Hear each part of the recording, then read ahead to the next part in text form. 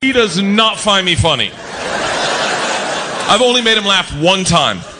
One time, 7 Christmases ago.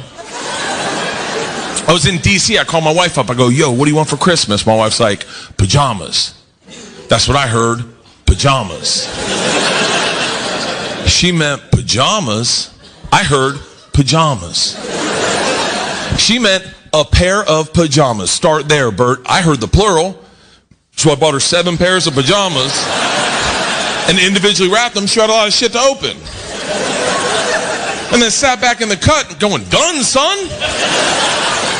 Bitch wants pajamas. Bitch got pajamas.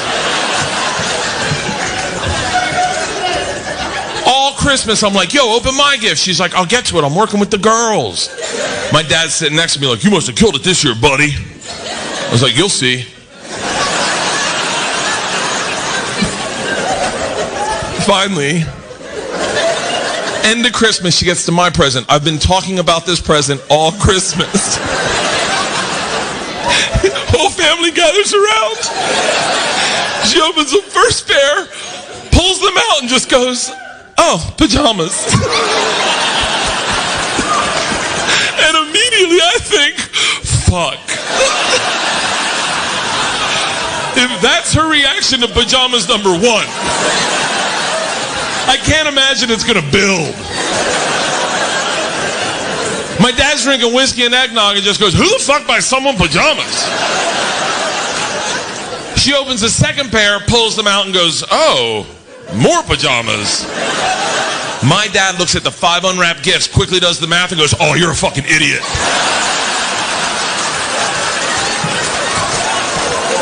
By pajamas number 5, he's going flipper on me, just pajamas number 6, the whole family's around her going, come on, pajamas! Come on, pajamas!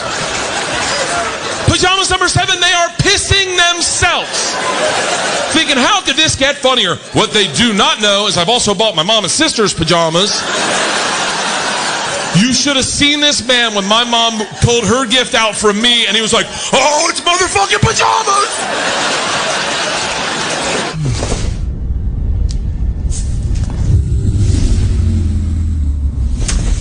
Sure. I'll talk it out. Yeah. Let's just have a conversation. Track 3.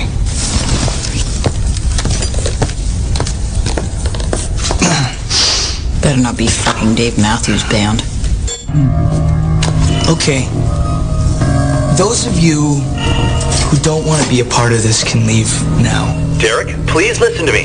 But if you choose to stay, which it seems like you guys are choosing, Derek, please. you understand and agree to the following terms and conditions. Derek! 1. Derek, this is the virus. You hereby waive your right Derek, please. to your own personal bodily integrity. This is not you. 2. Per the State versus Neville Reed, my colleague and I will not be held criminally liable for any felony or misdemeanor that you may be a victim of, including, but not limited to, aggravated assault, aggravated battery, disorderly conduct, destruction of property, mayhem, and first-degree murder. And 3, terms and conditions may change or be updated whenever the fuck I want! Consider yourselves notified.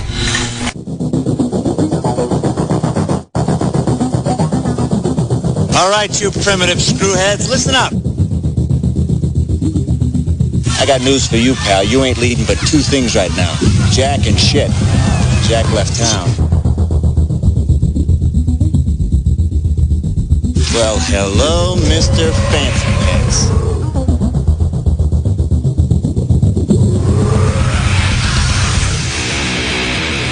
What was that ruckus? What ruckus? I was just in my office and I heard a ruckus. Describe the ruckus, sir. Does this mean we're not friends anymore?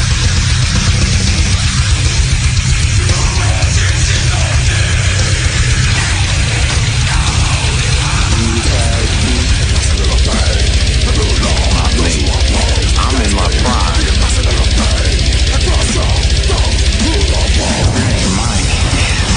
Any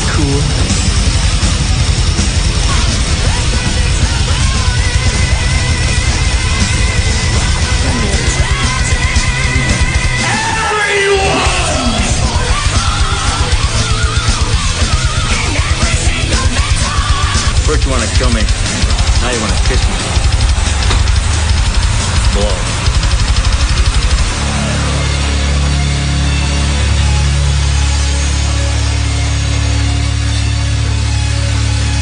Good. Bad. I'm the guy with the gun.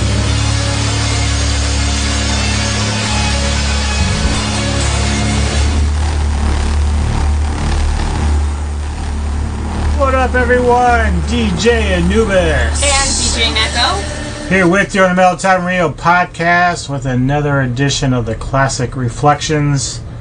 This time we were doing Typo Negative's October Rust from 1996. First off, I left out like 3 tracks. They're basically just like audio track. They're like intro, outro kind of things. Yeah, it's the band, Peter and company kind of talking on the mic about random stuff, just being kind of goofy, not really music related. There is one little like small instrumental later on in the album, but I'm just going to include that with the track that we're going to play after that. Excuse me. Wow. Yeah, good stuff. Drinking my Westfaner Vitus. Love this beer, great German beer. But yeah, what we do here is we basically go through, listen to the record track by track, and we will break it down how we feel about each song, whether or not, the selections are basically albums that I know I love as we go through this over the course of the next few years, however long we live. Neck will have some records that she obviously feels strong about that I like also, so, and I'm sure she's a big fan of Typo, so she probably has no problems with this record at all. I have no problem with this record at all. I was singing it earlier. Yeah, well, you were singing the Bloody Kisses stuff, but yeah, she'll know this record very well. Like, we're both big Typo Negative fans. Obviously, they're no longer. Peter's gone. I think he died in 2010 or something like that. Oh, it was earlier than that. I thought it was like 2003. No, it wasn't quite that early, but it's certainly unfortunate. It was 2010. You were right. Yeah, because it was kind of close to when Dio died. I remember that. Wow, it's insane. Yeah, I know, right? It's already been like 12 years. But the 2000s have like played tricks on me about how old I am. Like, I keep thinking it's the turn of the century. I keep thinking it's the early 2000s, but really it's the 2020s, and I'm in my 40s, not my 20s. So there's that. Well, it does always affect me in terms of like certain things, like movies and shows. Like, I'm like, because Sopranos started in the 90s, late 90s, and then went into the 2000s. So I was like, man, really? Is that old? I always thought it was like 2000. But yeah, so it's kind of crazy just how things play out. But I remember seeing Typo in 95, opening up for Queensryche. That was the one time I got to see them live, which was a lot of fun. But, the band itself with Peter and everything has always kind of had a little bit of controversy around them, surprisingly. The first time I actually got introduced to them was Beavis and Butthead for Black Number 1, which was being played on their show at the time. So that's how I was like, oh, these guys sound cool, man. I really want to check this shit out.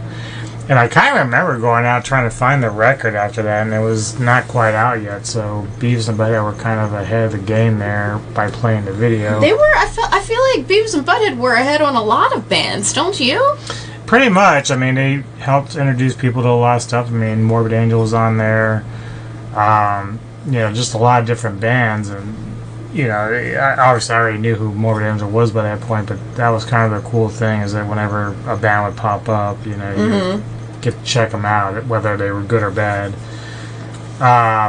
This is interesting. I did not realize that Peter Steele was as tall as he was. It says he was 6'8", and he had a very bad case of stage fright, and that's what kind of got him to drinking the red wine on stage all the time. Yeah, I think I recall that. It's funny because I don't want to say he was introverted, but he was very shy. And but for a guy that was shy, like he was obviously a singer. But then on top of that, he did Playboy or Playgirl at one point. Mm-hmm. And and he was kind of an outspoken guy. So one of the controversies is their earlier stuff with Carnivore. Some of the lyrical content was supposedly racist, but I think the way that Peter explains it was a lot of it's satirical, and which I agree with, because Peter was always kind of a comedian in some ways. Like, he was always kind of a smart ass. So it doesn't shock me if the lyrics, even if they might come out sounding like they were kind of like a racist point of view, was really more just from a take on just how silly racism is and stuff. And he's constantly has stated in interviews how it was a satire, basically, with different songs that they did in the past. But the controversy followed with him with the Type O Negative stuff, because it was always about depression and drug use. He suffered from depression, bipolar depression, and had severe mood swings. And at one point, he was actually his family staged an intervention and put him into a mental institution, and he ended up being incarcerated for 30 days as well. Yeah, and I mean, you can hear it, and it bleeds through his music and the lyrics. But the thing about Type O is that they've always played very great music. Like, it's just I caught on early. You could say some of the stuff off of Bloody Kisses had like some more, they've always had like the gothic overtones, but they have a little bit of doom in them, and they like a little bit of Sabbath influence, and of course, it's almost like if you think of Black Number One, vampiric-like. Mm-hmm. So, but as it got into October Rust, it kind of there's a lot of different things going on that record. Some of it's a little bit more fun, upbeat in terms of like the feel of the music, but then again, you still have some of the more darker and somber writing that they have, and we're going to experience that tonight going through this record. But I didn't realize the cause of his death. So he was 48 when he died, and apparently from the years of heavy drug use, it had taken its toll on his body, and he got sepsis caused by diverticulitis, which is in your intestines. There's like small, I don't know how to describe it, like paper cuts inside of, like, you get these like small fissures, or well, they're not fissures because it's not protruding, but inside it's like small cuts in your intestines. And what happens is, if you have diverticulitis and you don't know it, and you eat certain things like very like nuts or like really high fiber things, as you're like digesting, it can kind of settle in your intestines and turn into an infection, which then turned into sepsis, and that's how he died. But Steele said, he had a dependence on alcohol and cocaine, and developed problems with some of his organs, and he had heart problems, liver problems. He never had a stroke, and he never had a heart attack, but I think he probably didn't realize that he had diverticulitis and was kind of like writing it off as, like a stomach ache. And this is what happens a lot of times with diverticulitis. Well, your nephew, Sherry. Well, he had gallbladder. Right, but that he didn't, he kept saying it was like hurting and throwing up, and everybody kept blowing it off as nothing. And that's something you could die from. So, I always thought that because of his depression, I thought it was always suicide, but I never knew the actual cause. So that's kind of interesting that you found that. That explains a lot. It's unfortunate. He was a really gifted singer, and that's just too bad. And he was a fit dude. He was really well built, and at least for when I saw him, he was in good shape. But it's just really sad, Yeah, it just shows you drugs are bad, man. Like, no matter how you try to play it off as recreational use or whatever, eventually it can catch up to you if you abuse it. So Don't do drugs. This is don't do drugs message. Yeah, it's just sad. He had, he had the depression issues, and I'm sure turned to substance abuse to kind of like help with that. And again, it's sad. But I remember it's kind of funny because in the early age, let's see, we're talking 95 here, 96 when this album came out. So I just remember like old internet. So like by the time 98 came around, like they used to have these. What was the video, like quick video or something? It was like the very early stages of video that you would watch. It wasn't YouTube or anything, but it was like these little players. And I found one of "Love You to Death," which was a great video, very cool. The lyric, this is one of my favorite songs of all time from the band. But I just remember it was just a very great video. But I remember seeing it online for the first time. I never saw it on MTV or anything. It did eventually show up in 2000 when they rebooted Headbangers Ball and stuff. But that was my earliest version of the band seeing that, like outside of like Black Number One and stuff like that. Mm-hmm. I love Black. That's one of my favorite songs. I don't know. I'm like. QuickTime? Yes. Okay. That's it. Yeah. So QuickTime was like the earliest version of like videos that you can watch. QuickTime and Real Media. Yeah. Yep. Yeah. Those were the old days. Even if you wanted some porn, that was the way you were going. And it's like, and it was smaller. It was like you could only get like a 4x4 if you're lucky sized screen, and it wasn't. The internet was a lot different, and I try to explain this to younger people. Where, yes, I was probably in high school when the internet started taking prevalence, and it was in the home. But in order for us to use the internet, we had to get this really, really long-ass phone cord and take it all the way down the steps into the living room to plug it in because it had to go through a phone line. Dial-up. Yeah. And... It was probably AOL. It was AOL at first, then we went to Prodigy, and I think in 99 was when we went to cable internet, where it was always connected. It was like blowing our minds how fast it was, and it was just... I think I remember when... You came to my house, and that was in 2002, and you're like, oh my god, I'm getting this. I just remember Chris and I were doing... what was it, Net Zero? Mm-hmm. That was like the next step up, and we're like, yeah! And that's still like dial up, so you're kind of like, by the time DSL came around and like cable, it was like world changing, and now we're like up to, we have fiber. Yeah, so we're like on the Verizon, which, you deal with it on a bigger scale right now, but yeah, so the world is a lot different. Technology keeps getting better and better, but just like the way you would have to search for things before Google, it wasn't just like what I just did now and be like, what was before YouTube? And all these things popped up because Google has such a learning algorithm that it has now 20 some years of learning and understanding what people are searching for, that it kind of built in its algorithm.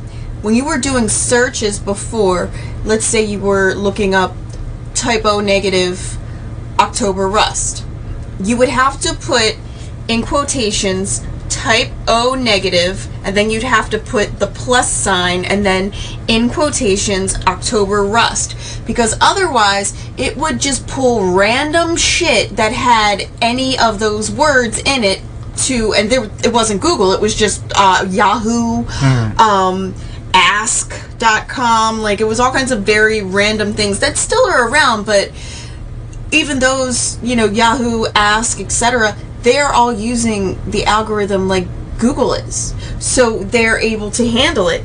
And everything was more like, there was no social media. It was, if you were looking for something specific to talk about, this is kind of how Metal Tavern Radio started. It was message board, and we still have a message board, a forum, and everything was message boards, and this is before Reddit even started. Reddit is like a combination of a million message boards in one location.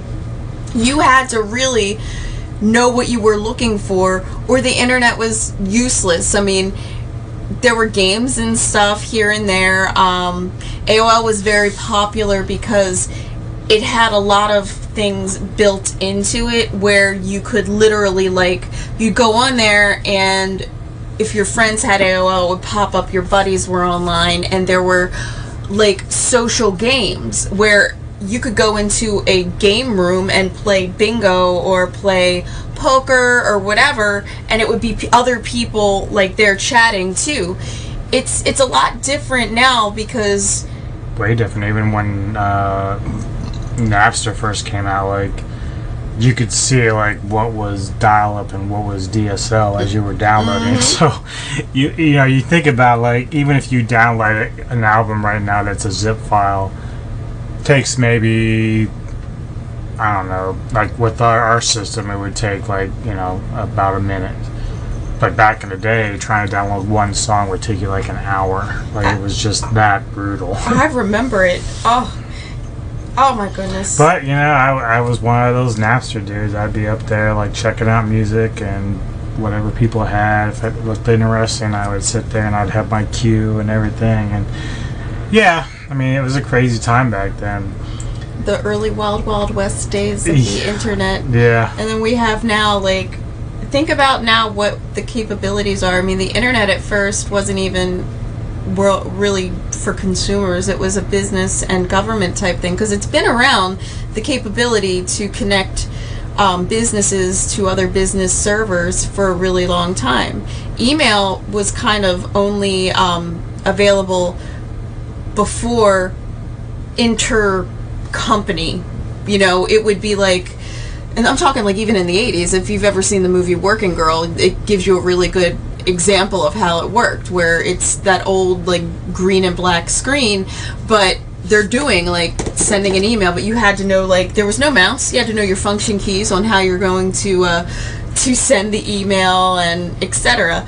But it's amazing now how casual email, but like just the internet in general is, and that's a beautiful thing for us, because you can share things and learn about new and old bands, just like what I Well, I mean, it's helped streaming hugely, because you would not, if you tried to stream something back in the day on dial-up or DSL, it would be buffering. It would be buffering, and you'd have to wait hours because you'd have to download it first. Yeah, it was so frustrating. Well, let's dive into this. This will be fun. Yeah. So the first track, of course, the first real track is "Love You to Death," my favorite tune from them. Great lyrics, especially at the end. Am I good enough for you? I love this song so much, and like I said, the video is very cool. Well done. Definitely has the gothic and vampiric tones there, even though he doesn't really sound like a vampire in this particular one. But Peter's always had this kind of voice that comes across as a vampire in some ways. So here we go with "Love You to Death," and then we'll talk a little bit about it.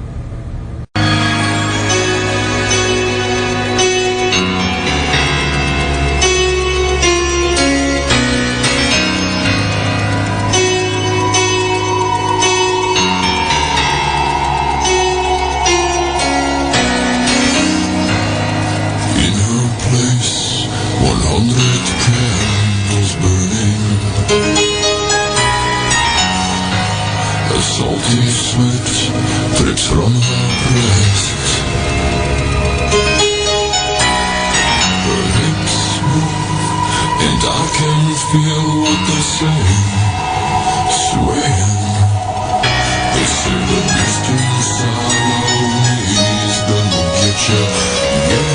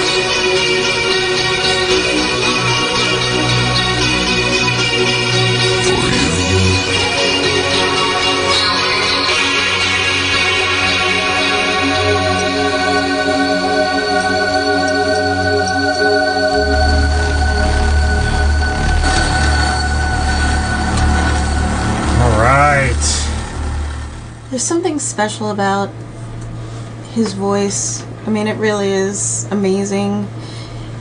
And I know you yourself for years have struggled with mental health and depression, so probably you can kind of feel you can be empathetic to him, but you can really feel like, because you've dealt with it yourself, you can feel like when he is having, like a low point.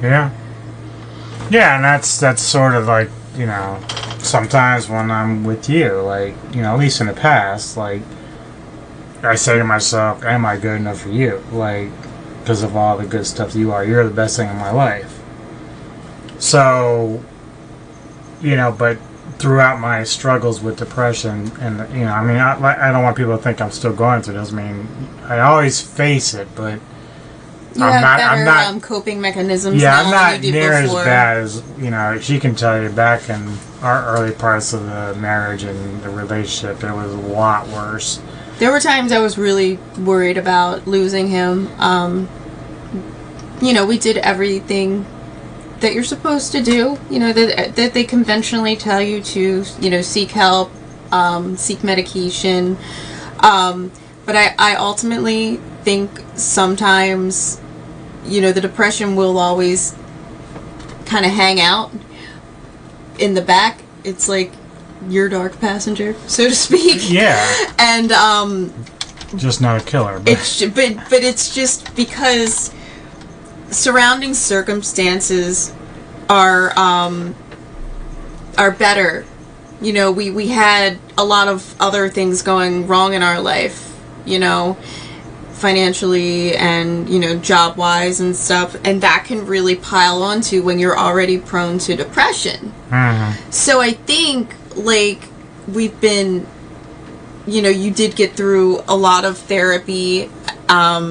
You were taking the medication when you were in therapy, but you felt like it's really not necessary, and it's not worth the side effects anymore. And you're doing much better. And I think too, like, having you and I together, I did a lot of work on myself too to, like, really understand. And I don't even know if Peter was married or if he had someone he was close to that was, like, able to kind of, like, because I do think that helped you. We've been together now for 21 years. It'll be what, 18 years we were married this year, I think. God.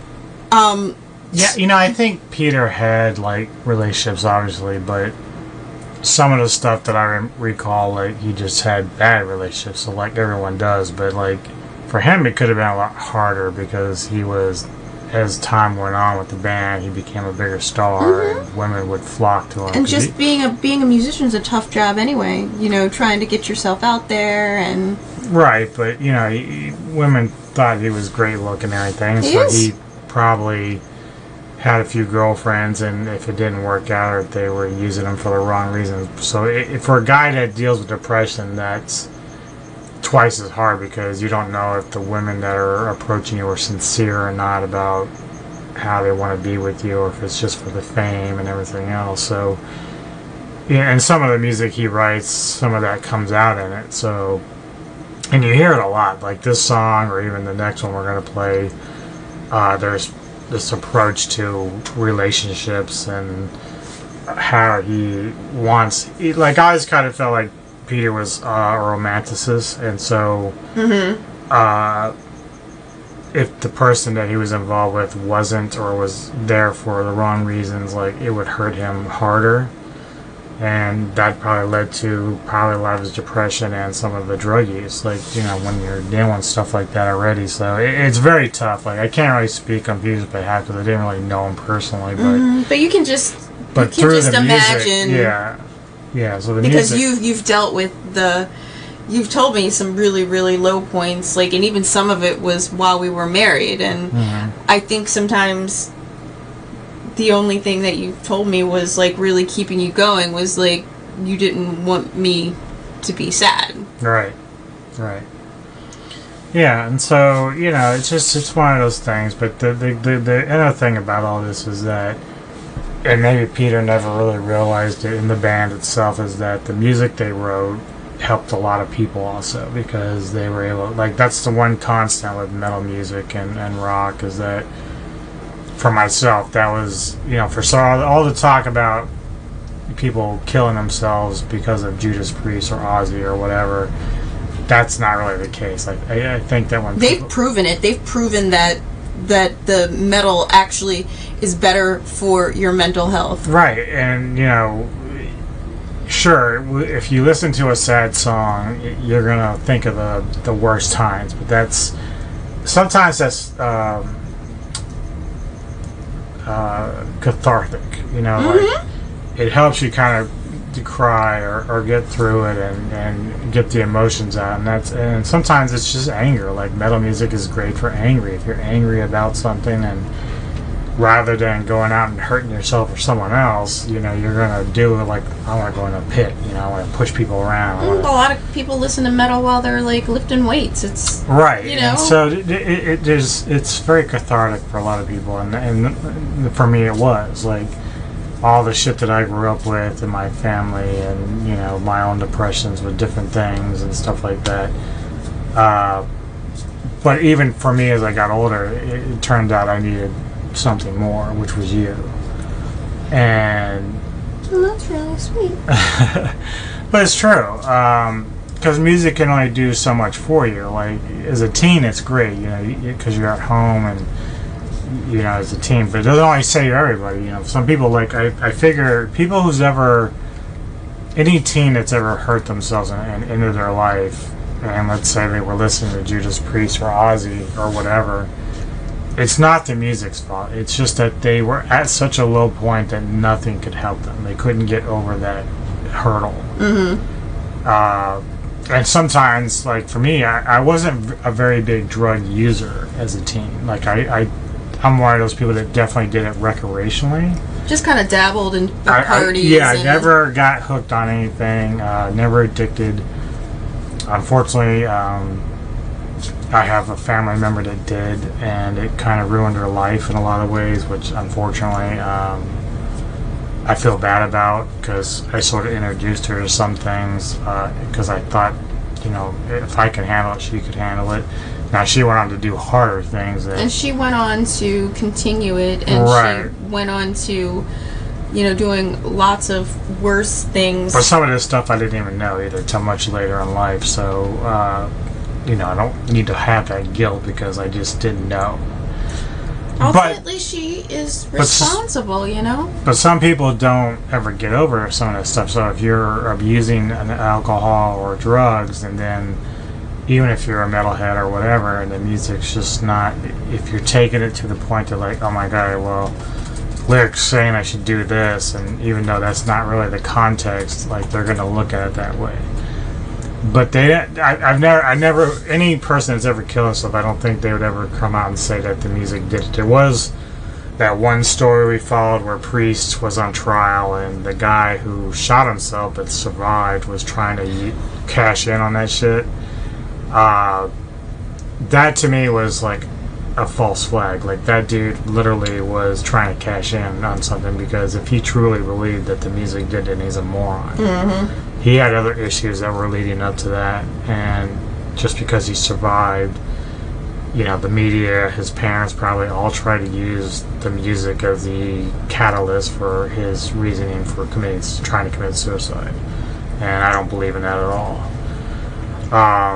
And as you said, we've seen numerous articles now within the last 10 years that have shown that metal music is actually great for mental health and helps a lot of people. Like, that is if it's a music that you like. Like, if it's a music, if it was a country fan listened to metal music, they would just be like, oh, I don't like this. Well, I mean, yeah, and I mean, if you're not gonna, obviously you're not gonna listen to, like, Mortician for any kind of, like,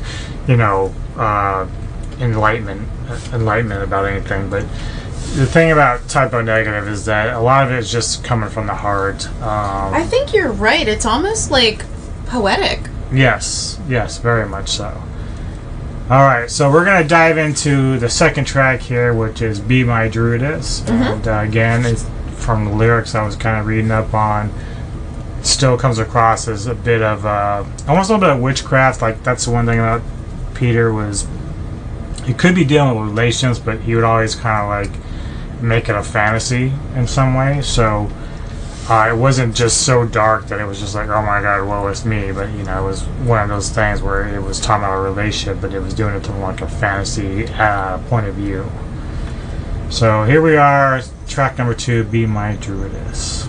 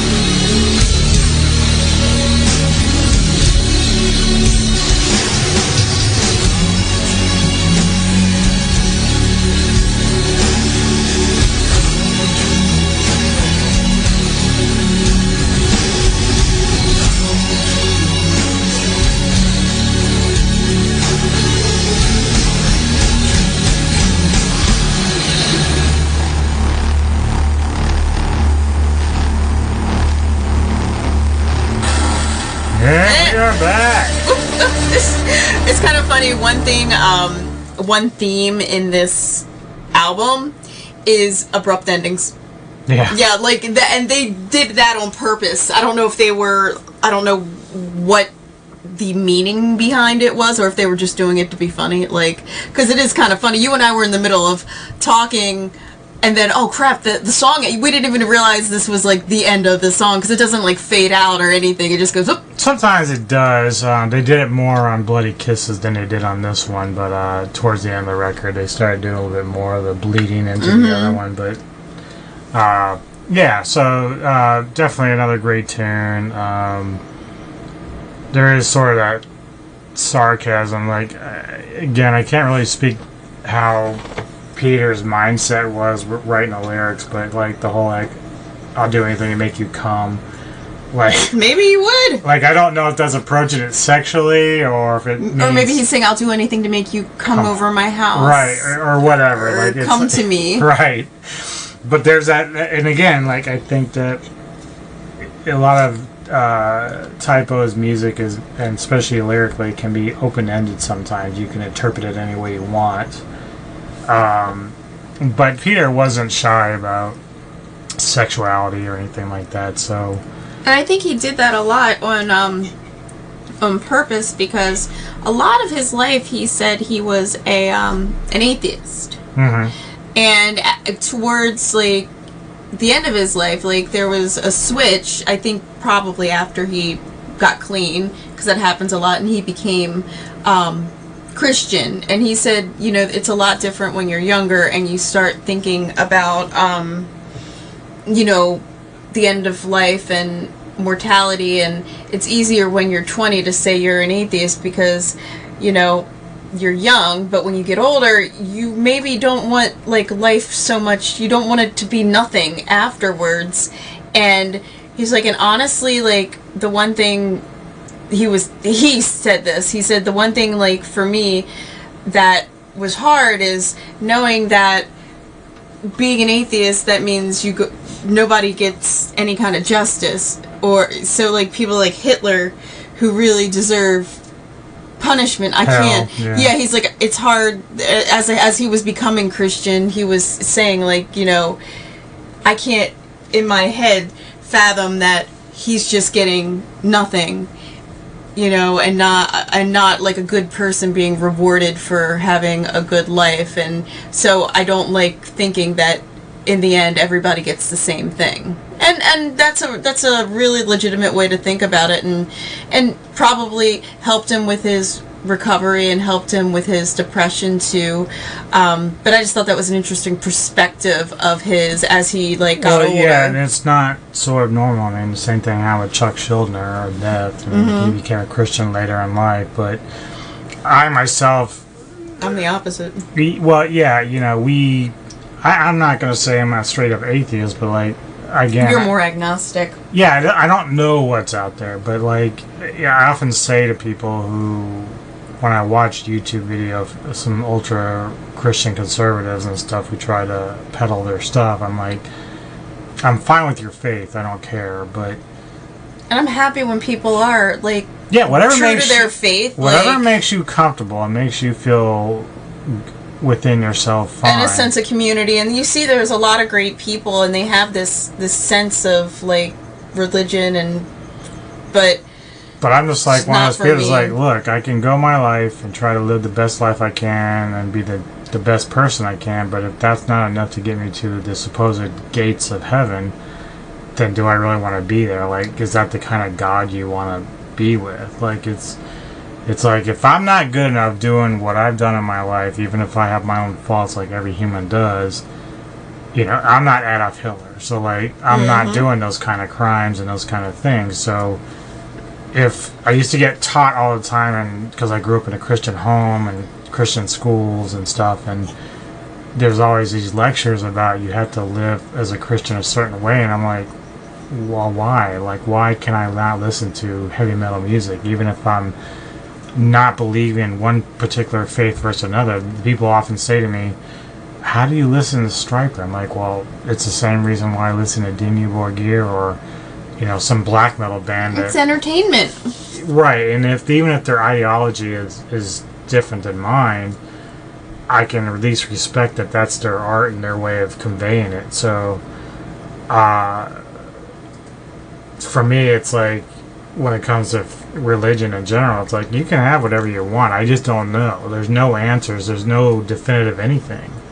So I can't tell you that there's no God, but I can't tell you there actually is a God either. And that's the kind of thing that people often bicker about, is like because science is a thing. We've seen it. We know that things that we've dug up from the past are there.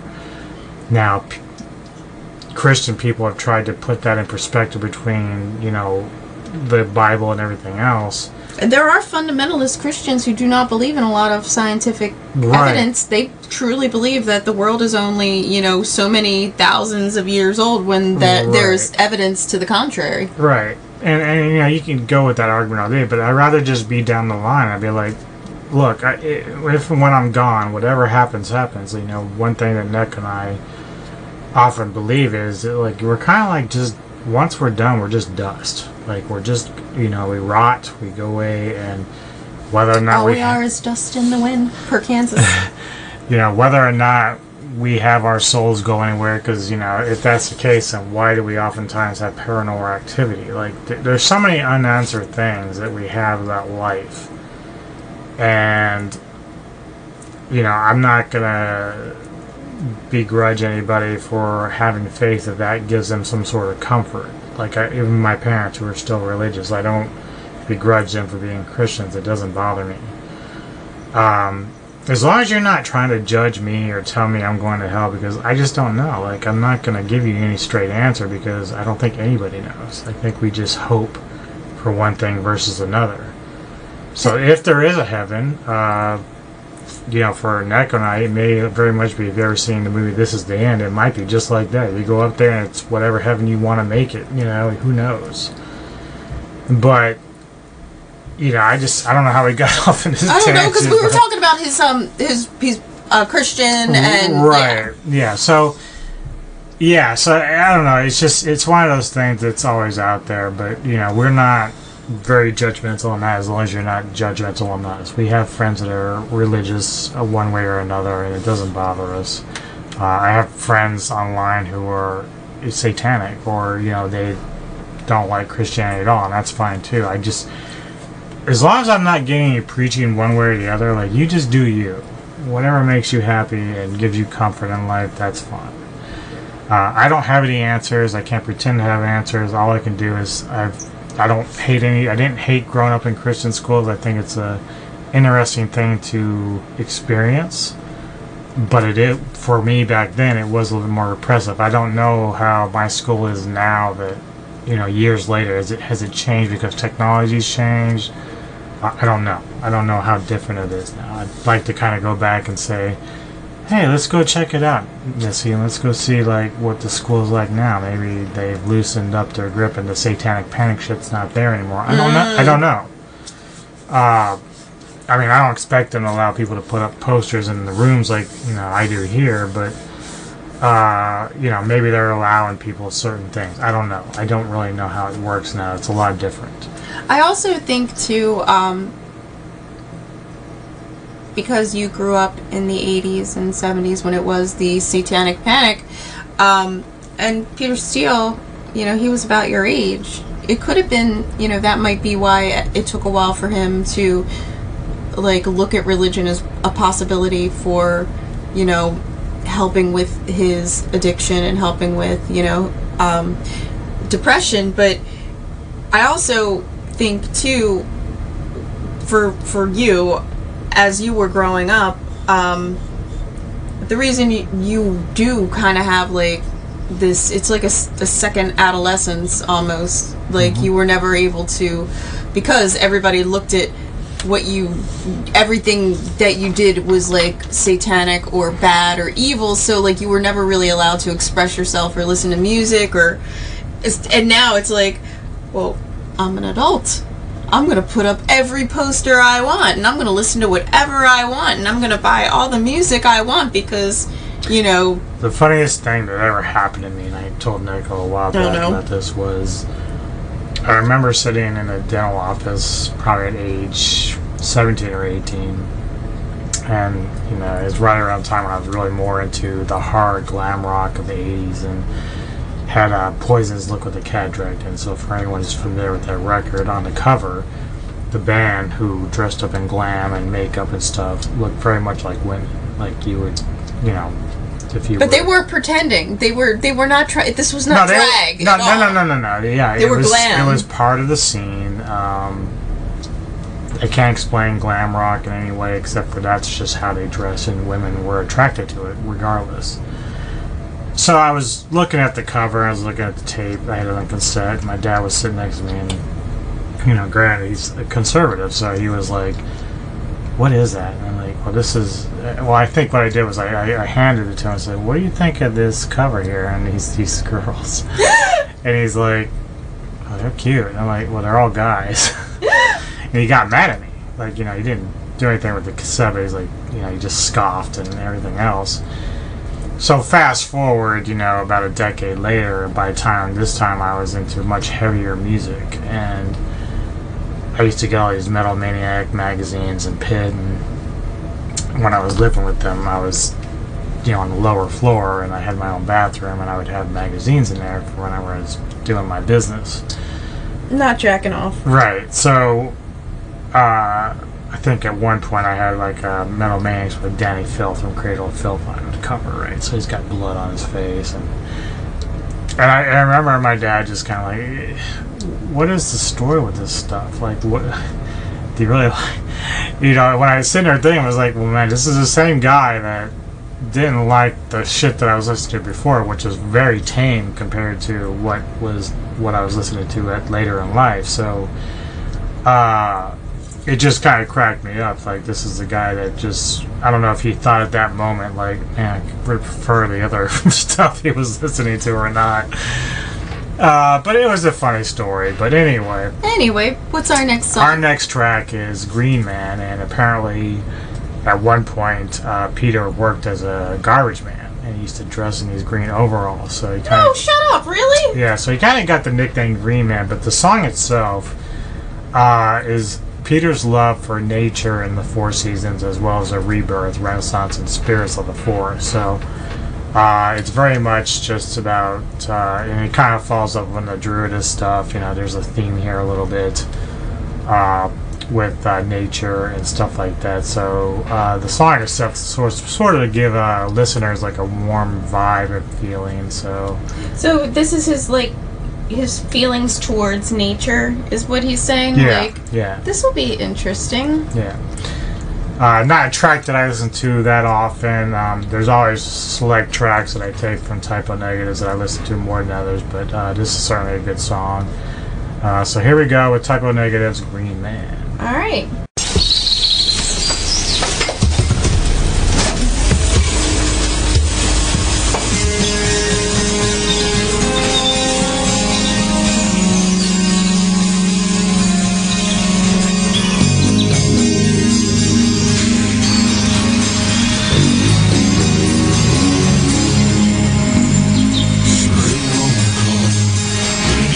Strive to struggle to be free.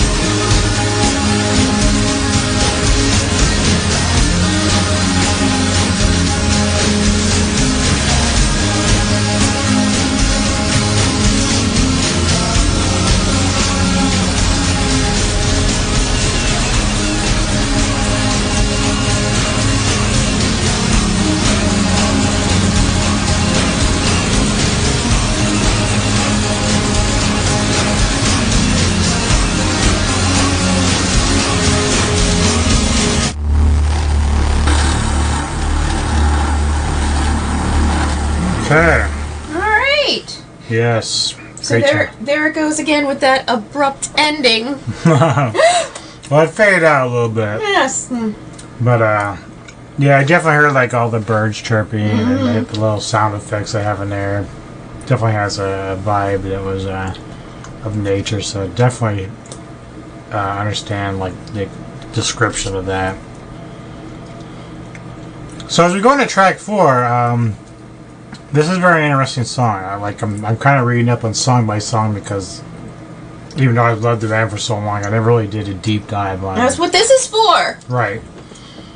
So our track 4 here was Redwater Christmas Morning, which morning being like mourning the dead or something. I always knew it was some sort of like sorrowful type of song, but I didn't realize how, when we talked about how Peter deals with depression and some of the stuff that he dealt with over his life, judging by the song alone, it's kind of understandable why he was kind of struggling with different stuff. So the song Redwater Christmas Morning is basically a song about Peter's father dying on Christmas morning, and as well as 3 other of his family members since the previous Christmas.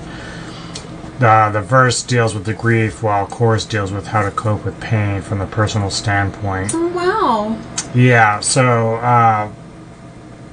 again, it's funny that when they talked about, a different article talked about how there's controversy with the band because of their, like, why they should have been bigger than they were, because of this. Apparently the lyrics would hold people back from making them mainstream. Oh. But at the same time, I think that, and this is really kind of the responsibility on people who make articles like that, is you have to take the time to do stuff like this. You have to take the time to research of why. Just don't go surface level. Because just like the carnivore stuff, if they're singing about, racial, like, wars and stuff like that, there's probably a good reason behind it with context. You can't just say, oh, well, they're racist. This happened to Slayer, man. They did with Angel of Death. They constantly try to say that they're being Nazis for all this shit. Educate yourselves, please. Just educate yourselves. When people sing about certain things like that, it's not always about promoting white supremacy or anything like that. There are bands out there that will try to do that. But there are certain bands that don't, and Slayer's not one of them, and of course Typo Negative's not one of them. So whatever dark lyrical content that Peter and company made throughout their history and career with this band is, again, we talked about, is a lot of it's personal, and it's not happy. It's not meant to make you shake your booty or twerk. It's meant to take it, as I said, cathartic, mainly for him. So maybe he's just getting it off his chest. Right, and a lot of singers will do that. A lot of artists who write music, this is how they get some of those feelings. Even if you take Taylor Swift, she does the same thing, just from a different point. But all her, she gets a lot of flack for the exposing bad relationships, but that's how she wants to get that shit out. Mm-hmm. So, so for Peter, this is his way of doing that, and it was the entire time he was with the band. And it's not like every single song was like depressed or anything. Songs like "I Don't Want to Be Me" was more just like being something you're not.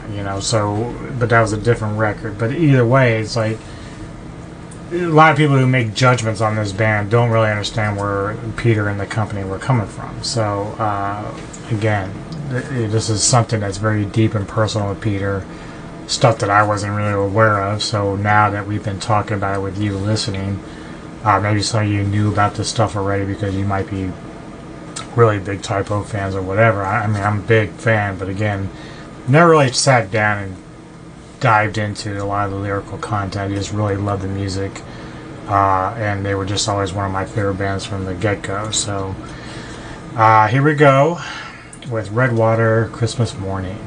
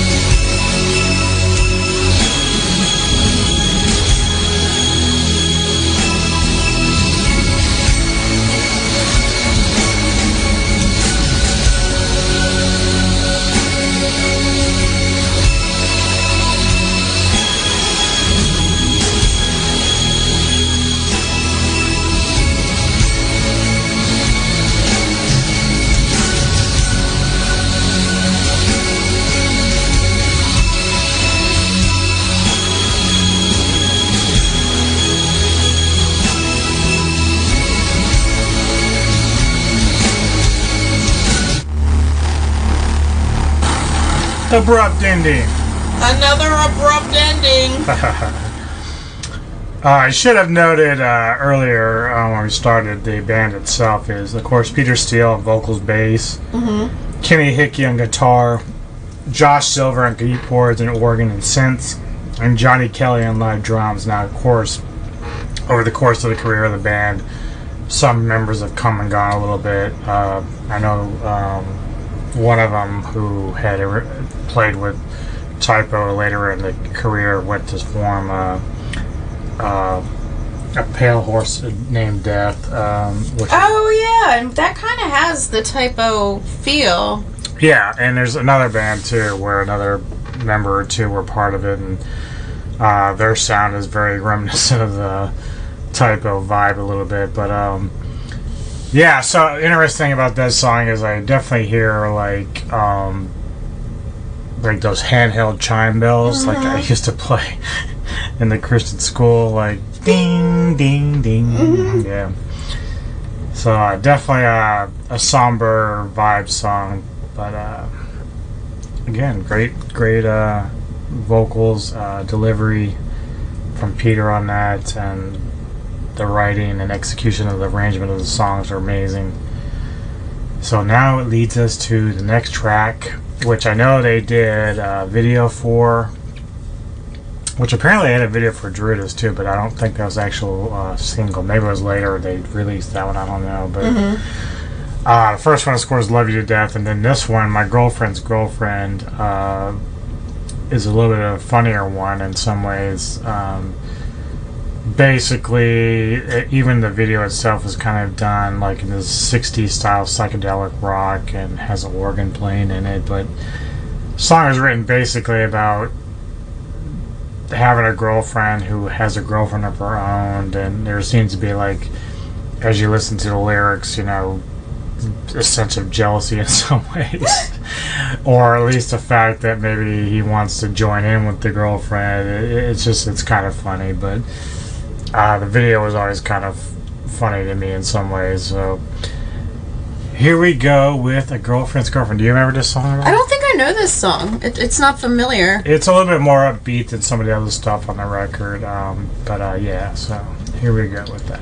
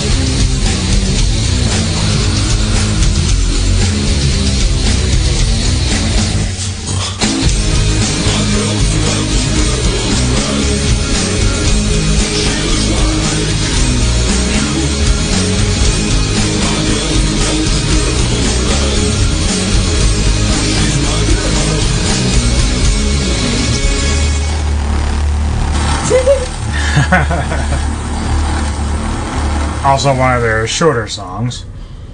So thoughts? I liked it. You're right, it is upbeat. Yeah, a little more upbeat, a little bit more fun. Again, Typo's always kind of had this like subtle humor. Mm-hmm. Even when you think back to stuff like Christian Woman and stuff like that, just different songs where they kind of subtly throw in a little bit of humorous, satirical type approaches to their music. I also like one thing, and I don't know if we said this on air or if we were talking off mic while a song was playing.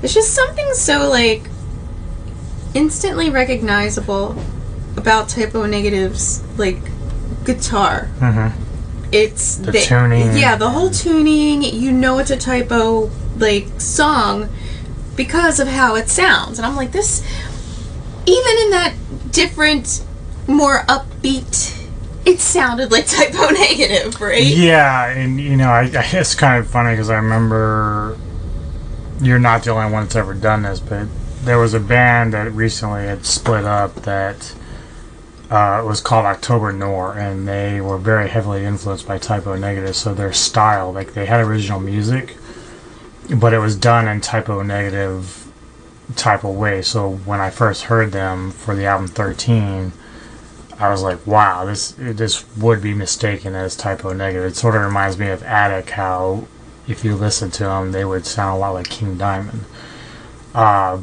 Those are pros and cons to that, because, while both bands do their own original work, mm-hmm. they're utilizing and arranging everything vocally and musically to sound like the one that they're being influenced by. So when I played Neko October Noir, she's like, this isn't Typo? I was like, no, they're a band that's heavily influenced by them. And she's like, well, why not just listen to Typo? Uh-huh. If you're gonna do it from the original OGs. And I get that point of view, but I could appreciate, because obviously Peter's gone, I could appreciate that October Noir was trying to kind of carry a torch in a way, and the music they have is actually very good, but it does kind of sit back in your mind like, it's good, but it's not them, it's not Typo. It's like, it's not Typo.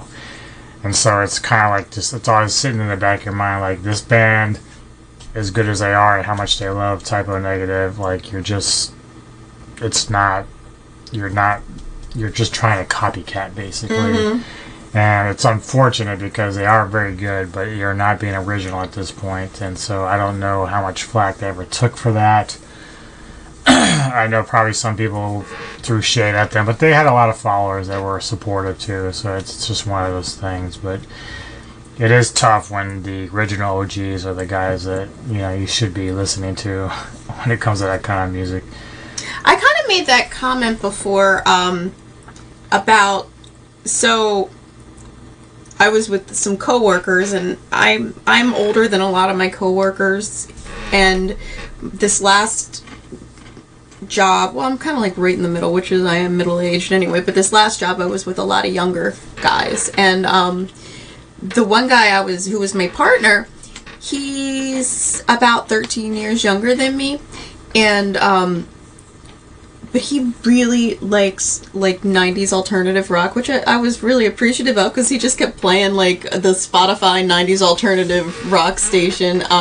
Right. But then he was playing Linkin Park. Mm-hmm. And I was like, okay, fine, I don't care, because some Linkin Park stuff is okay. But then I was talking to another guy who was on, and we were talking about like Korn and Limp Bizkit, and he's like, who are they? And I'm like, you've never heard of Korn or Limp Bizkit, but you've heard of Linkin Park? Yeah, how's that possible?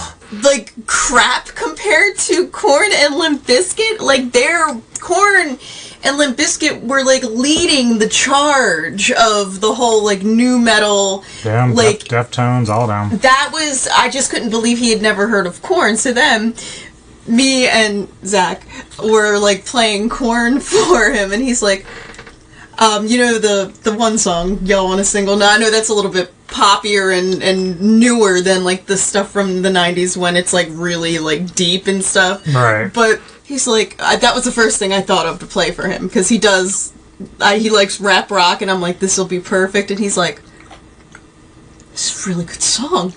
I can't get this song out of my head. I was like, exactly. And then I was like playing. And then you tell me they have like 12, 15 albums. Yeah, I was like, well, here's Freak on a Leash. Yeah. That entire album was like, I said, I can't believe you listen to so much 90s stuff without, like, you've gone that long without hearing. I said, that album was insane. It went like double platinum, and he's like, he's the one who's from India, so he was like a little bit older when he was like 8 when he moved here from India. Right. So like he was still kind of young in the 90s when it was all coming out, but he still has like this huge appreciation for the 90s. Like, what song from Limp Bizkit did you play? Counterfeit. Well, that was my first one, and then I did Break Stuff, and of course, and he was like, "This is really good." Like, I just so to the point of what you're saying, like when you have like these pioneers of a certain sound, it does kind of like detract when you're like, "Wow, you know, if you like this band, you really need what was October Noir and yeah, and especially when you mention Korn, because there's a band called Flyleaf that. They're not bad. They're a Russian band, but they do it very much Korn-like. They're good, but it's not Korn. So it's just one of those things. Like that's always going to be your one thing that hurt Kingdom Come for so many years was when they came out with Get It On. Because that song is so much like somewhat like Kashmir or Zeppelin. That the way they sing with Joe Turner. And just the presentation, which it's a great fucking track, but they took so much heat because of their Led Zeppelin influences that they were never able to break into the mold for themselves. Now, over the course of the last 20-something years, when I had a chance to go listen to a lot of their later albums, because I thought they just disappeared off the map, they have a lot of great music. And I personally, even though I still hear the Zeppelin influence, the songs don't come across as anything Zeppelin would do. Like, it's just, you can hear it the way they sing, you know, and like the influence is there. There's a difference between having the influence. The influence is there, but they've got their own right. It's take. not a copycat. It's not like sound by sound and stuff like that. So that's the difference. Like, if you can just take an influence but then do something that's original to yourself, that's something that people can kind of gravitate towards. And it's not that October Noir or Flyleaf don't have their own set of fans. It's just that they're never going to overcome the copycat problem that people will. People are going to be like, "Oh, you sound like so and so," and it's always going to come back to, well, why listen to you when I can just go to the OG? Like, it doesn't really, you know, you're not bringing anything new to the table. You're just regurgitating in a different way something that they would do. So yeah. But what's up next? All right, so my second favorite tune from the record. Oh yeah? Yep, is a song called "Die With Me." So enthusiastic. But yeah, there's a second song of two that kind of features a little bit of an acoustic guitar but the song speaks about missing his partner after separating by a long distance and expressing a desire to die with her. Oh, we've been separated by a long distance. No, we don't need to die. We don't need to die. We don't need to die. We're not dying right now. Right.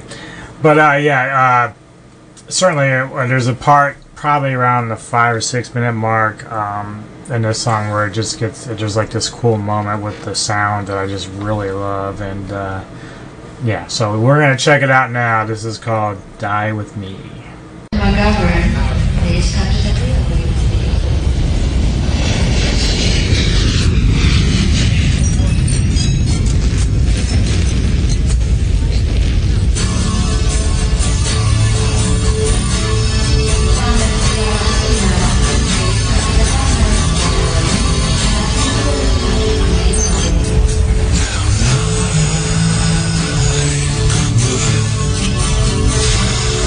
She flew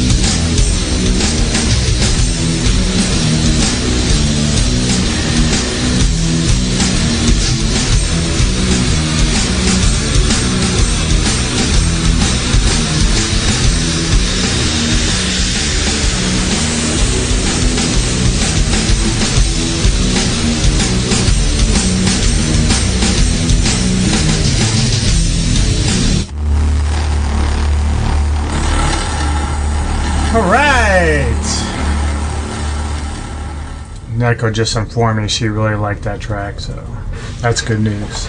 Good news! Thoughts?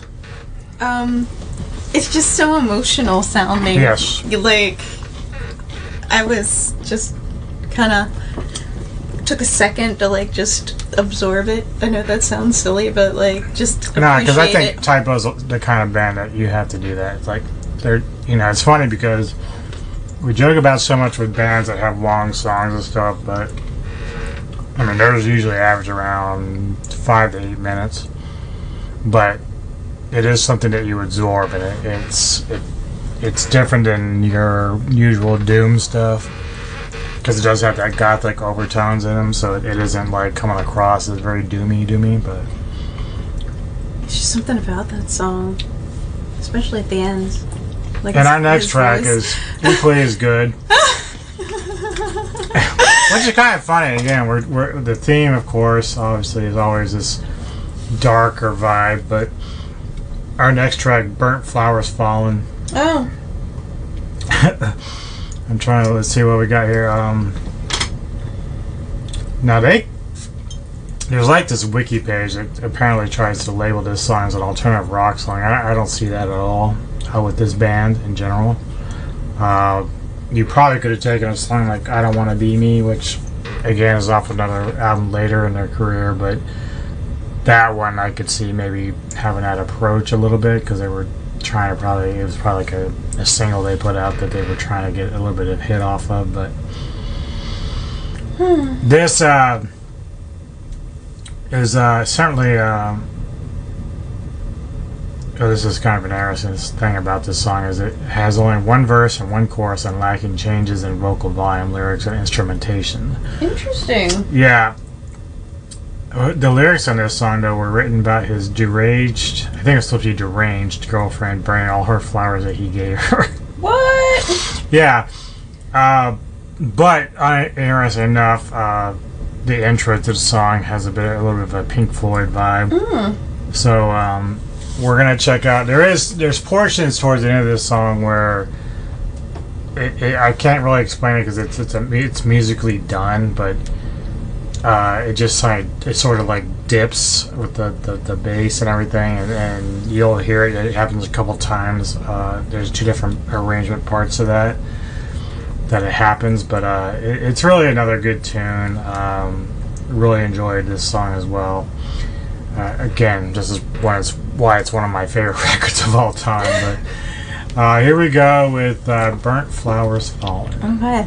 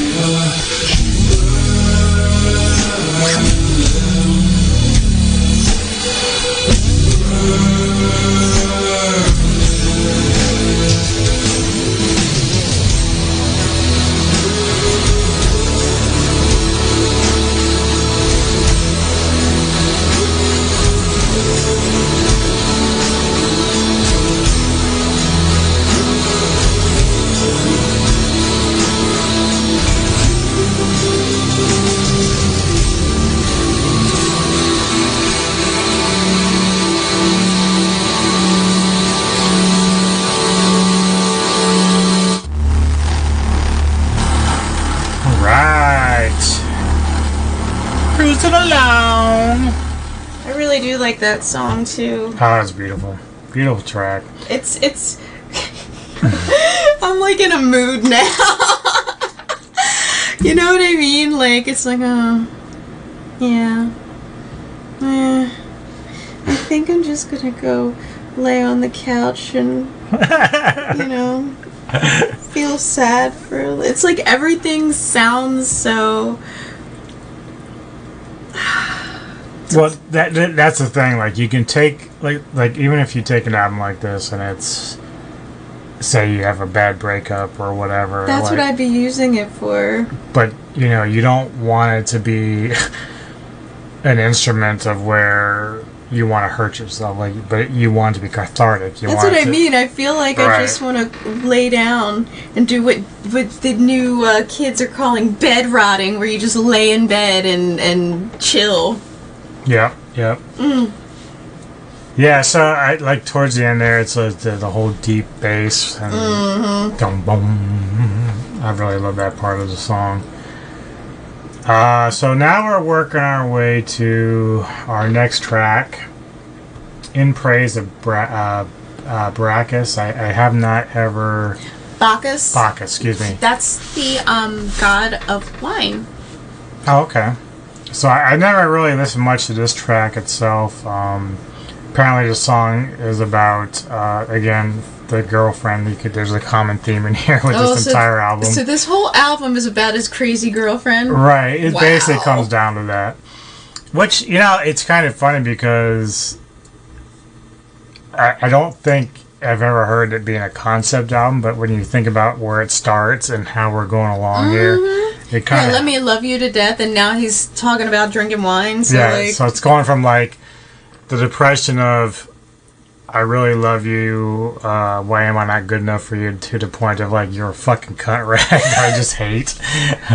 Oh, wow. This might be a journey of his. You're right. But, so this is the song is supposedly also known as She Hates Me. And it reflects on his girlfriend hating him so much that she wants to be burned. So now she's like very hateful to him or spiteful to him. So after she's done burning all of his flowers. Right. So it's gone beyond the flowers. Wow. Now we want you to burn. Oh my goodness. So you really caught on to that. Like you're like, I really think that this could be a concept album. Yeah, even if it's not meant to be, like there is a common theme. Just from song to song. Now, granted, Christmas Morning is a little bit different. Maybe he was just reflecting. Well, yeah, that's constantly what he was doing. Now, it'd be interesting because I love a lot of Typo Negative albums, even outside of this one. So maybe down the road we do like Bloody Kisses or one of the later records because they are so good. Like they're just really, really great. But here we go with In Praise of Bacchus. From Typo Negative's October Rust.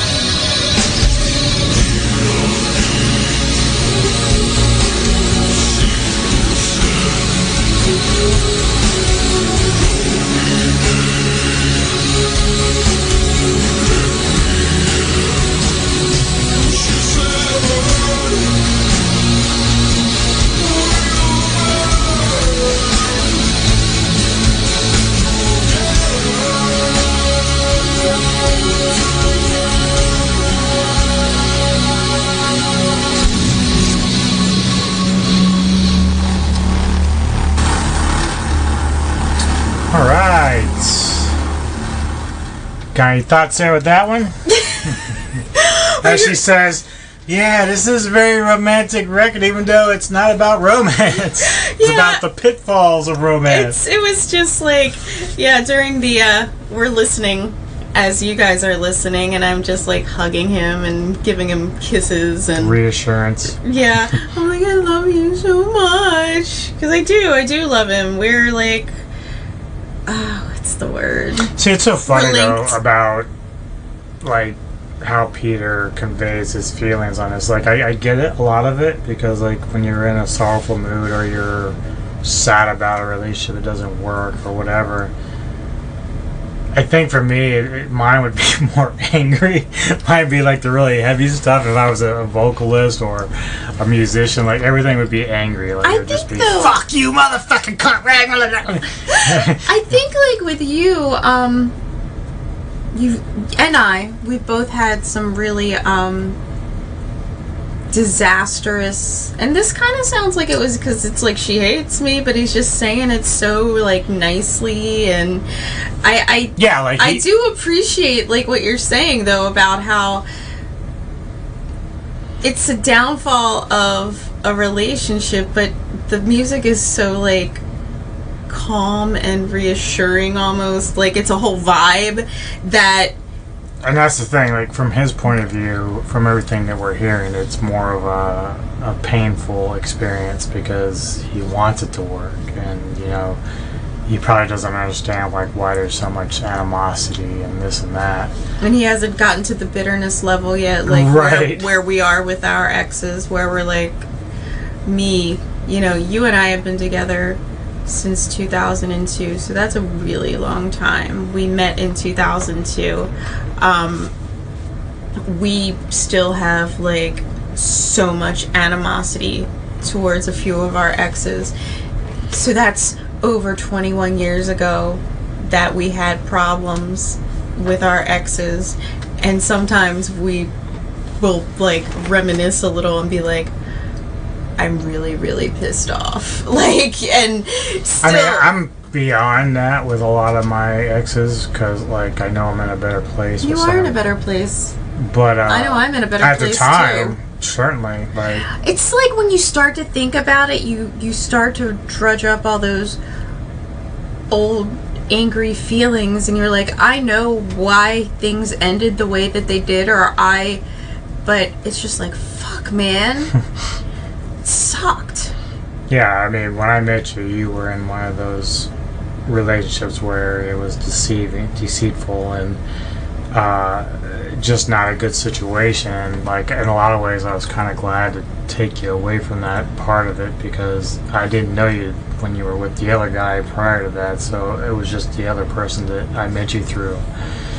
And so, like, yeah, I was like, yeah, you know, she doesn't deserve this. Like, And the sad thing is that we were broken up, but he was still trying to be controlling of my life, and to the point where he was like out, like before I met you, like he was reaching out to guys that I was dating and calling them.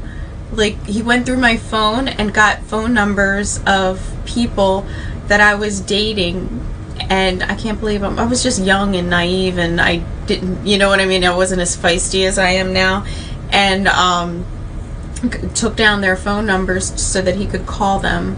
And well, I think in the end, I mean, I don't like to air too much of this stuff, but in the end, like, I thought the way that it transpired, because he was like, you know, you want me to introduce you to her, because he was trying to make it sound like you were stalking him and latching on, but it was really him trying to keep these attachments with you and to see that and control me. Right, and even after we went on our first date, you know, he was so shocked that, like, you were ready to move on. Like, he was like, almost like in his own pain, like, you should still want me over him. Yeah, he was like, I thought you said you loved me. Right.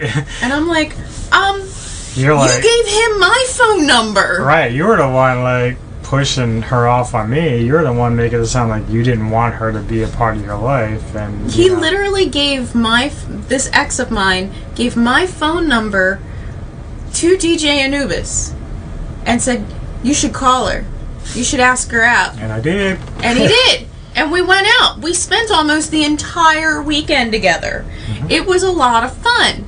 I mean, Friday night into way early Saturday morning. Poor man had to move the next day. I was such a dickhead. I feel bad, like, now, but he was just happy to hang out with me and went to parties. Like, we went to dinner, and he's like, oh, him in his mind, he's like, I'll be home by like 10, and I can get up early and move and pack, and no. I kept him out till like 4 or 5 in the morning. Mm-hmm. We went and had our own date, but then I drug him all around. I was like, so-and-so, let's pick up so-and-so from this wedding, and we're gonna go to their place because they're having a party. And he's just like, what? Okay. And the fact that he still wanted to see me on Sunday to have lunch just blew my mind. And I think down the road, like a little bit after that, I introduced her as my girlfriend, and she seemed kind of shocked by that, because, like, I think that's sort of like what you wanted from your previous engagement, because that was before you realized that he was double dipping, basically. Oh my god, I hate my life sometimes. Not now, but then. Yeah, so, like, I think because your reaction was a good reaction, like, that's something that put a smile on your face at that point, so. Mm-hmm. Yeah. So anyway, the next song is Typo is not not afraid to do covers. They never have been. They did some on Bloody Kisses and of course later on, but they chose to do a Neil Young cover here with Cinnamon Girl, which I think was another single they did put out there, the final one they had of this record. And it's pretty good. It's a little bit heavier than the original. And are you familiar with that track at all, Cinnamon Girl? Mm-mm. Oh, wow. I mean, I probably have heard it. I just don't. You like, probably I can't recognize make it. I can't make my head recognize it right now. But yeah, here we go with the cover of Cinnamon Girl.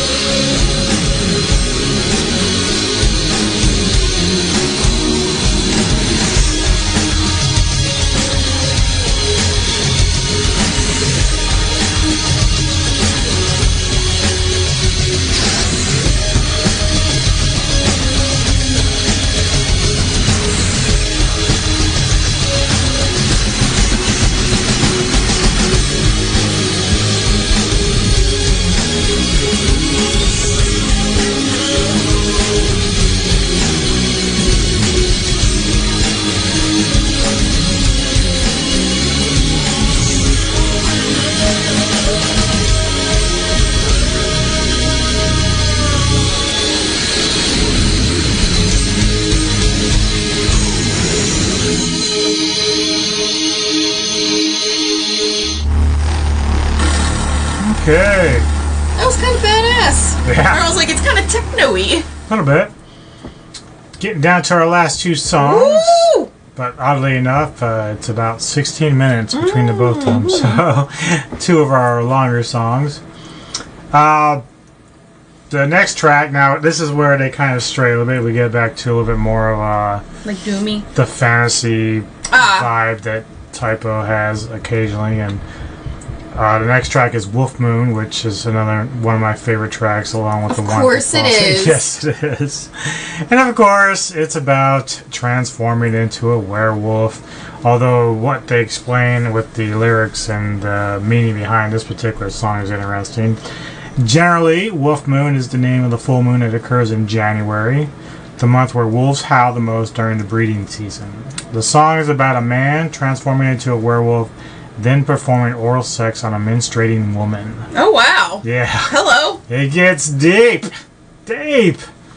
But, yeah, this track, along with the one after that we'll get to, is, again, great closers.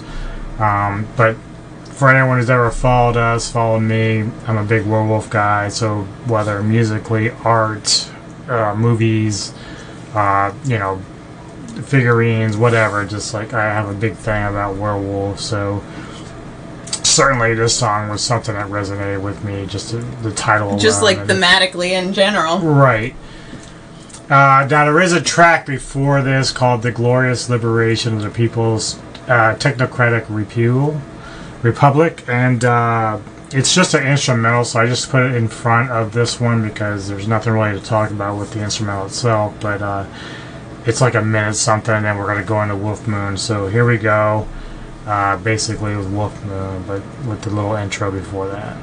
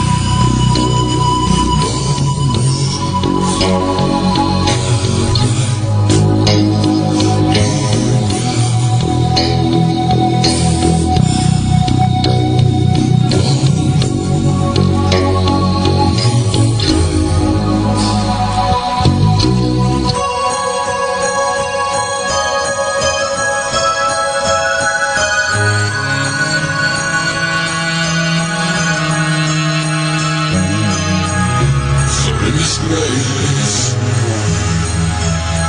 Bring me meeting again. And on that great day, I will tease you all the same.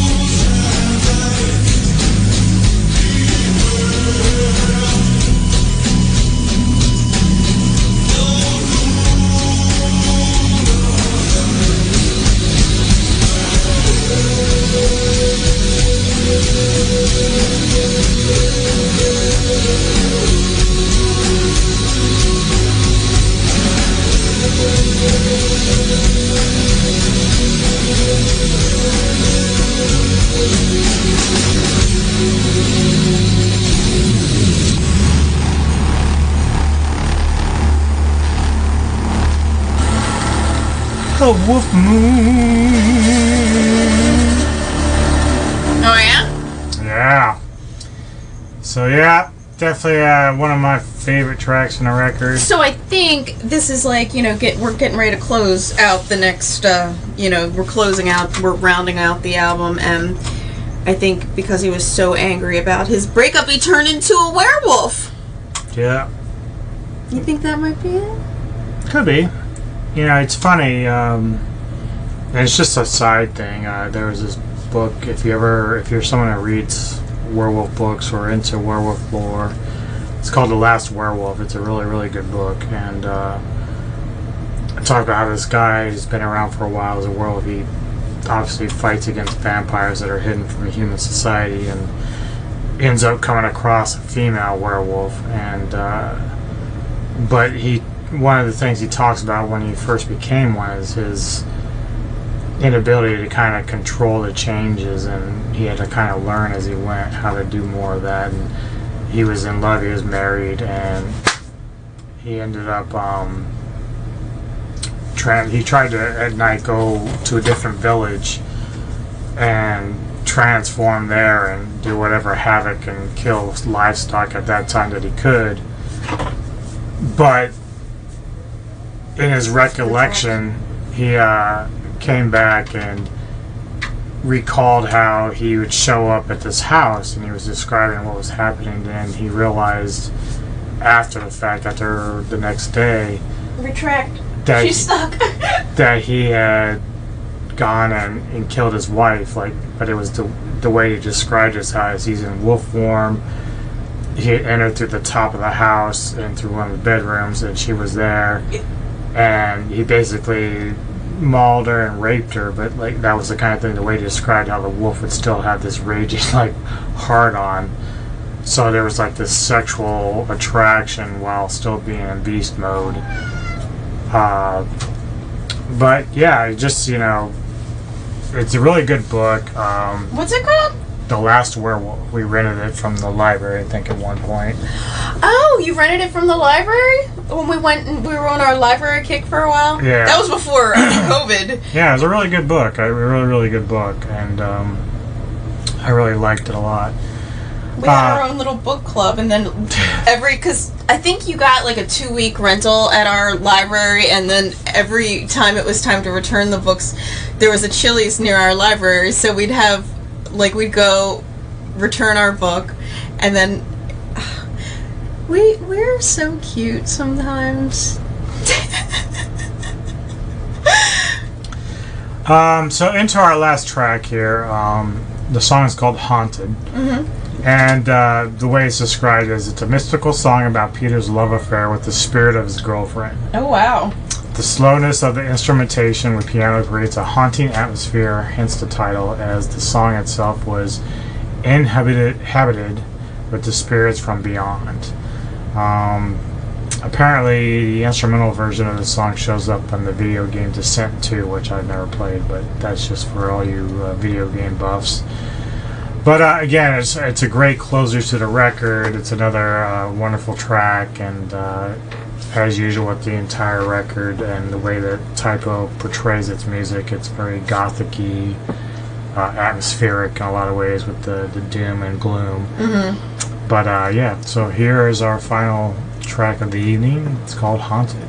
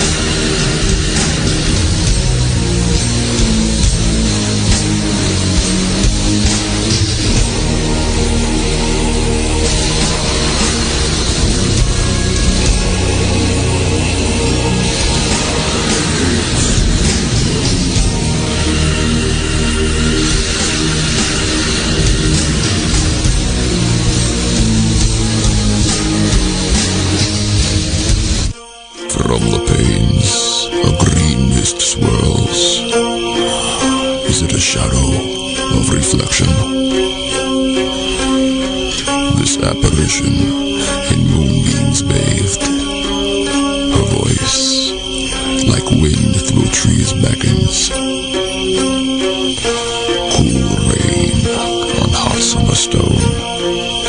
The odor fills my presence. A freshly dug grave in death and night. These things are her essence. Nocturnal mistress, spirit lover, your mouth of wine and wood smoke taste. My goddess of the violet twilight. You are lust incarnate in the sweat of my bed. The eastern sky in subdawning. Alone and awake and exhausted I lie. Oh, how I hate the morning.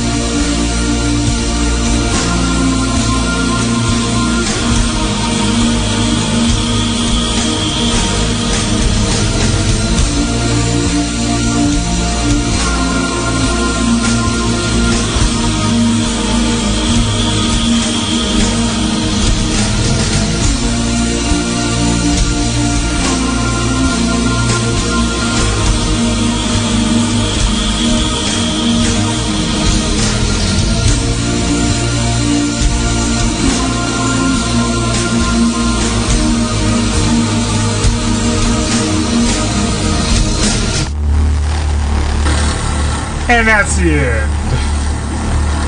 And we're back. And we're back. And he's back. And he's back. So yeah, another great haunting track. No pun intended. Maybe pun intended. Pun intended.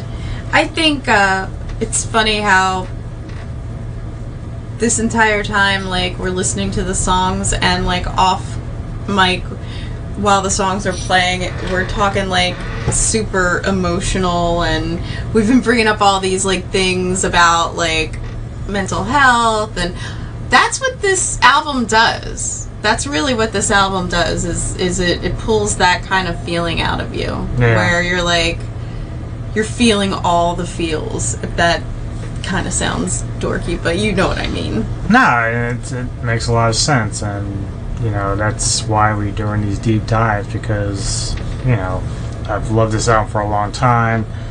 Like I said, I love a lot of the Typo records, this one being my favorite, but that's kind of like why we do these things, to see if they still hold up, and I think it does. Like, it probably means more now than it ever did back when they wrote the record, because mental health is something that's desperately need being addressed in current society. I believe this month is Men's Mental Health, Awareness Month, and nothing has been said about it ever at all, because I don't know if it's just not taken seriously, and for some reason it's people don't realize the struggle that a lot of men have with mental health. And well, there's always the constant topic about, because men have a lot of pride, they hold things in. I'm guilty of stuff like that. And they're less likely to seek help on their own. Right. Yet you have some, I hate to say it, some feminists out there that say that, well, men shouldn't do that. And it's like, it's not that easy. You can't just flick a switch and have that happen, like where you get everything out. Like, it depends on how you were raised. Depends on your personality too. How comfortable you are with talking with people. Luckily I have you that I can do that with, and that's important. But Peter may have never had that, and so there's just those kind of things that go on. But obviously they tackled other things throughout their career as far as like lyrical content and ideas. But I do like the whole like they approach things in kind of a fantasy. Yeah. They blend it all together. Mm-hmm. But so that is Typo Negative's October Rust, and I hope you all enjoyed this. I enjoyed it. Still holds up for me. Me too. You're the one who introduced me. Sorry, I'm a little far off, Mike. The cat is trying to climb the tarantulas, and that is a true statement. The cat is trying to climb the tarantulas. Yeah, she's trying to get on top of the cages, shelving and stuff, and it's like she's getting hungry, so she knows how to annoy us at the greatest expense. But what was I even saying? God damn it! I introduced you to. Oh, you introduced me to Typo Negative. I never knew about them until I met you in 2002. But ultimately, still a great band. As I said, the music very holds up, and they are beloved all over the world, and it was fun doing this. We like doing this once a month where we revisit a record. I think next month, right now, I think the idea is to do Savage's Hall of the Mountain King. I think we're going to touch on that. Yeah, and that's not something I've ever done a deep dive on, like, at all. Right, because she's familiar with a couple tracks off that record, mainly the name title, but I really love that record a lot, so again, it's going to be fun to kind of revisit that. This one was a little bit longer than even the previous one with Day, just because their songs on Typo is a little bit longer. But Sabotage is a bit shorter, 3 to 5 minute songs. So, but either way, we enjoy doing it regardless. Right, we talked about a lot of cool stuff and reminisced about stuff that appealed to us or apply to us when it comes to discussing the work of Typo Negative. So hopefully you all enjoyed this. And we'll see you next time. Enjoy the rest of your weekend and support Metal Tavern Radio, please. Check us out on YouTube. I'll have this on the Podbean with the podcast with the audio, and then I'm going to upload it as audio only to the YouTube channel so you guys can check it out there as well. And as always, we are on www.metaltavernradio.com. Cheers, folks. The